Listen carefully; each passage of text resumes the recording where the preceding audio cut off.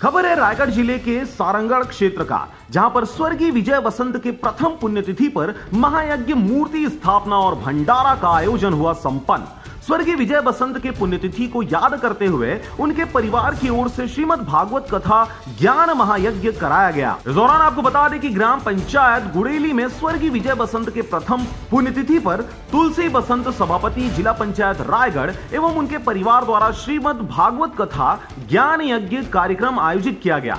श्रीमद् भागवत कथा आयोजन के बाद बीते दिनों स्वर्गीय विजय वसंत की आत्मा शांति के लिए महायज्ञ भी किया गया, जिसमें आसपास के दर्जन गांव वाले तथा गुड़ेली के हजारों लोग शामिल हुए।